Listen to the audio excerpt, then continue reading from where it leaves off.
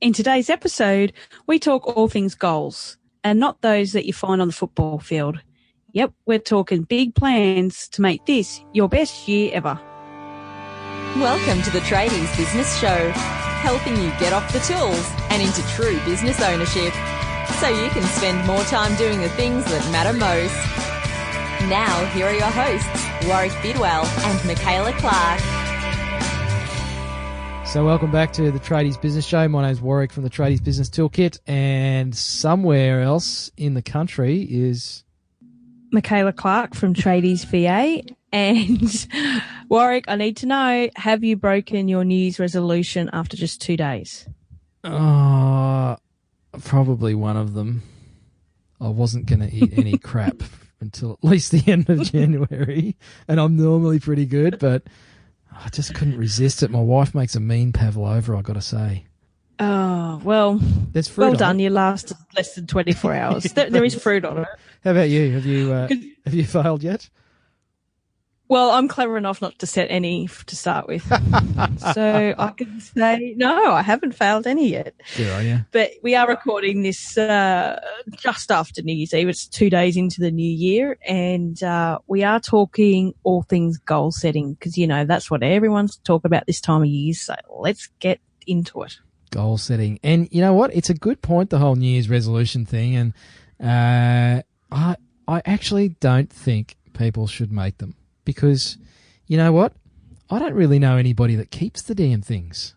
We all make these New Year's resolutions. Oh, I'm going to drink less. I'm going to spend more time at home. I'm going to blah, blah, blah. And the people that I talk to and certainly myself, you know, not too many people keep their New Year's resolutions that I know of. I don't know about you.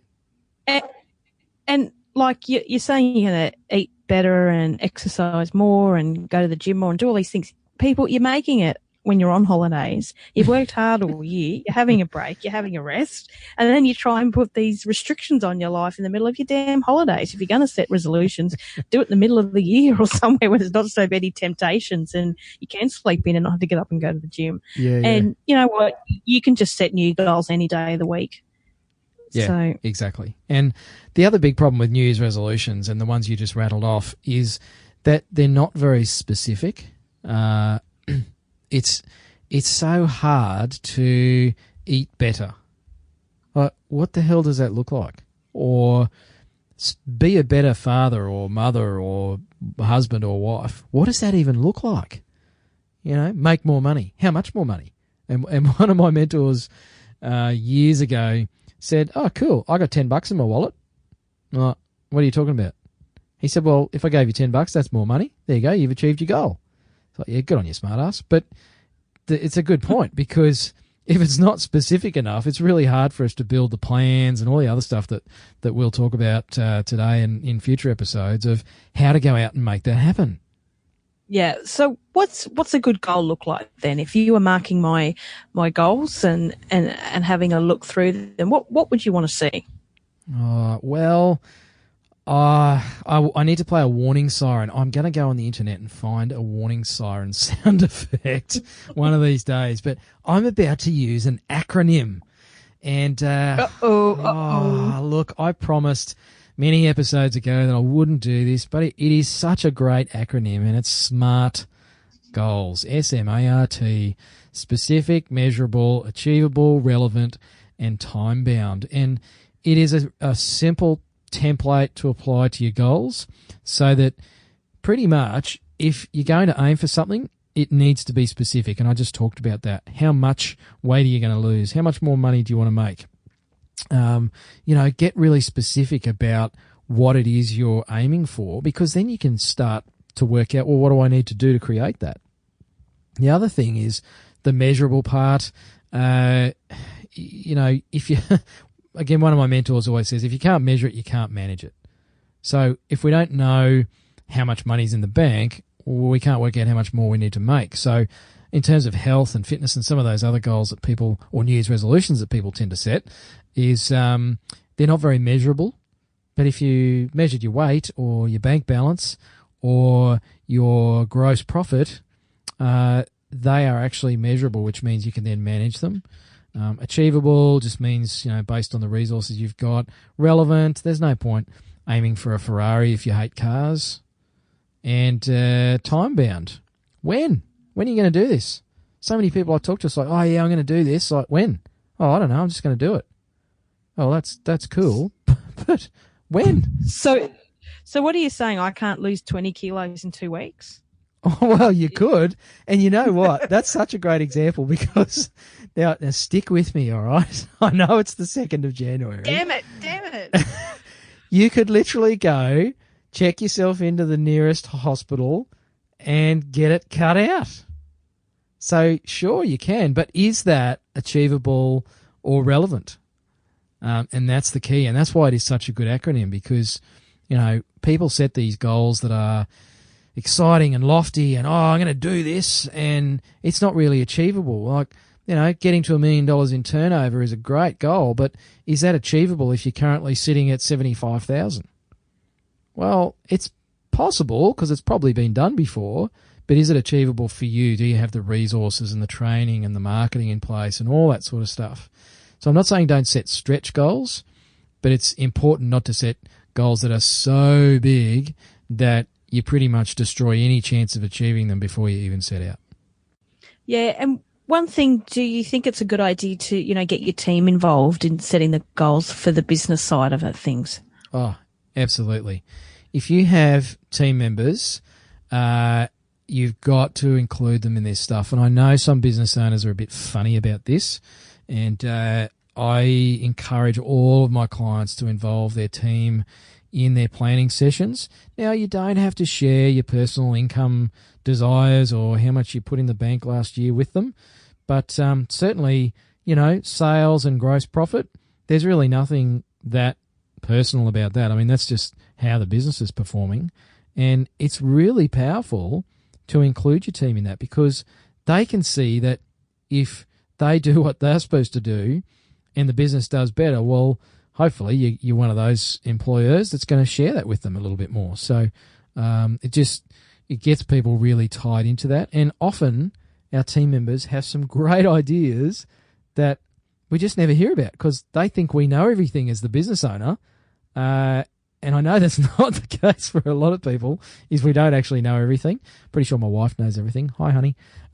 It's really good to get team involved and very powerful. And it's just another form of leverage. If you've got 2 or 3 people working for you, ask them what they think. Great way to build team morale and really build your relationship with your employees. Tradies Business Show with your hosts in the know, Warrick Bidwell and Michaela Clark.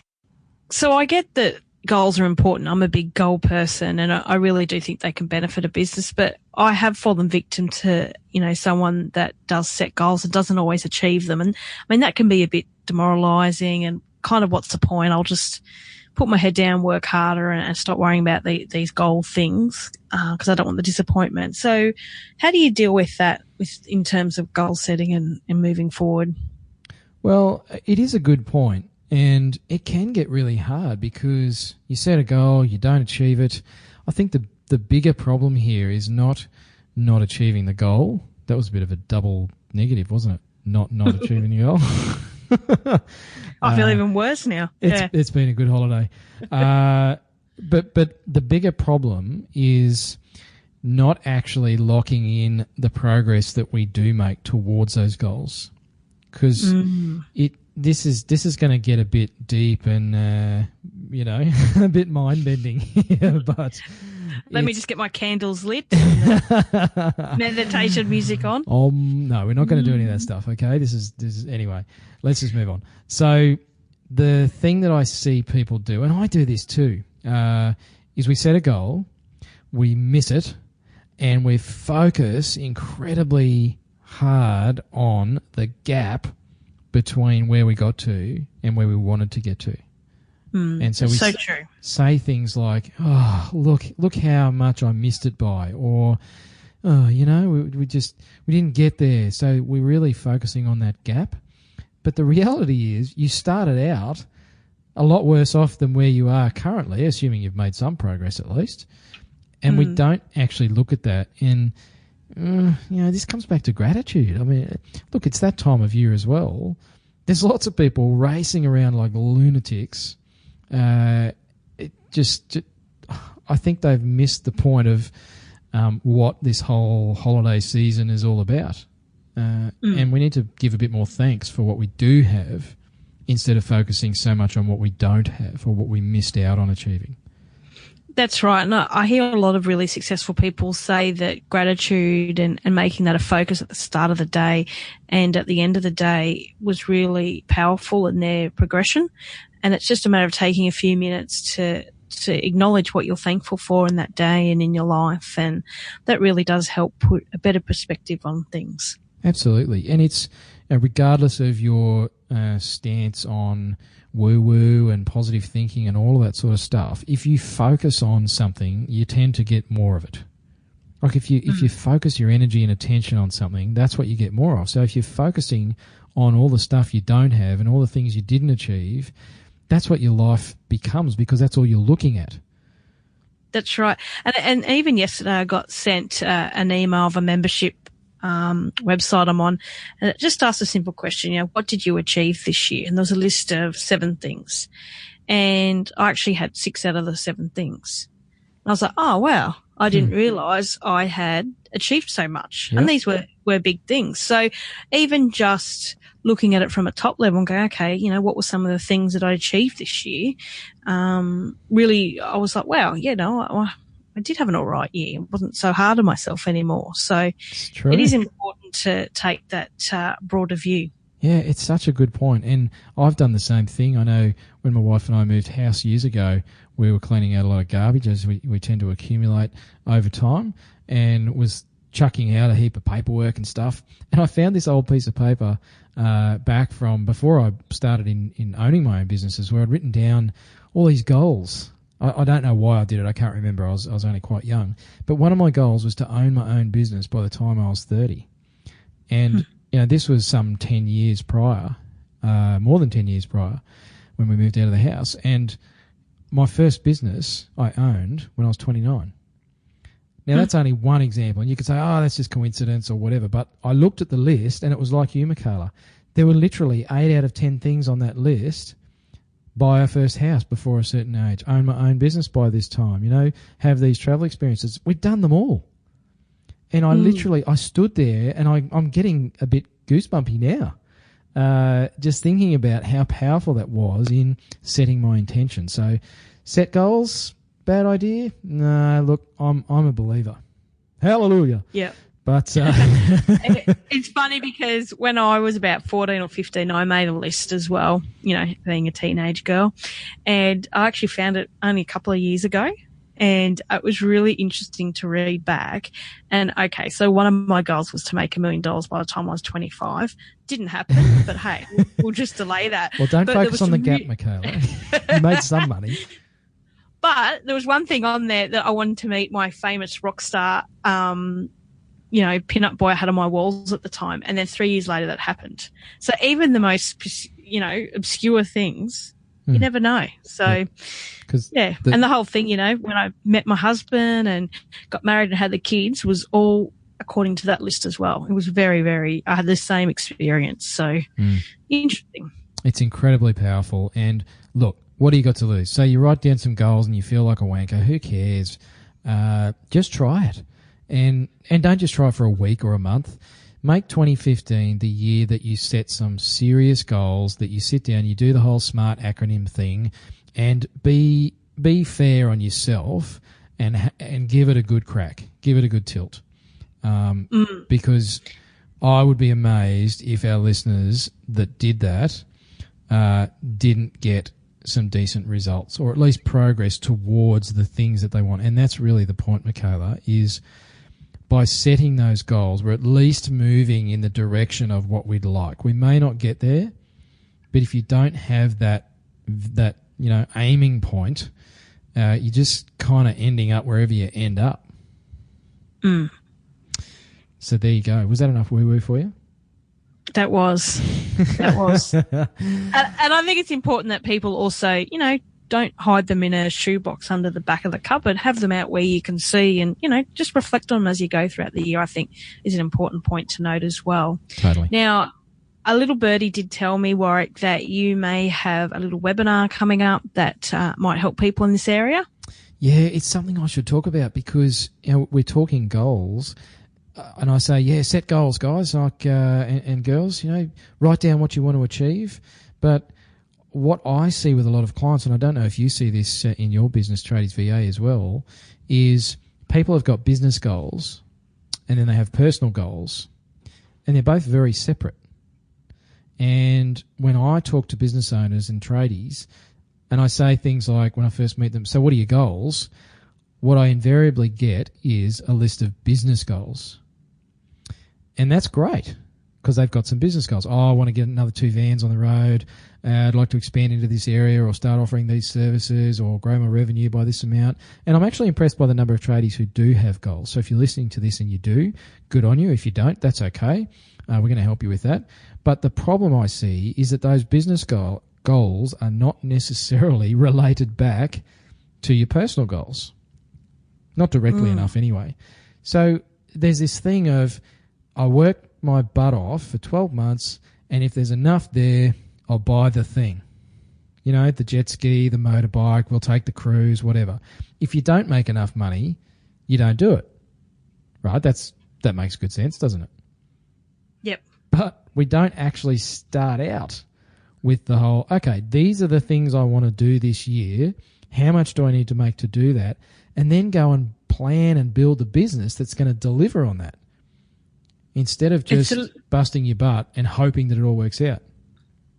Yeah, so it's a little bit like working backwards, looking at where you want and how you're going to get there. That's exactly what it is. And instead of working backwards from a business outcome, it's working backwards from a personal outcome. Because I don't know too many people that do what they do without the expectation of getting something out of it. I mean, fixing pipes, cars, building houses, laying tiles, putting glass in, whatever our listeners are doing, I'm pretty sure most of them could find something else to do if they won Powerball. I do a little bit of it because you enjoy it or whatever. That's cool. But, 40, 50, 60 hours a week, plus all the other stuff that goes with it, it's unlikely. And most people are doing this because they want to get somewhere. They want to achieve something. So to me, it makes sense to work backwards from, well, what's the outcome I want? And then go and try and build the business that's going to deliver on it. So that's what my webinar is all about, how to actually do that.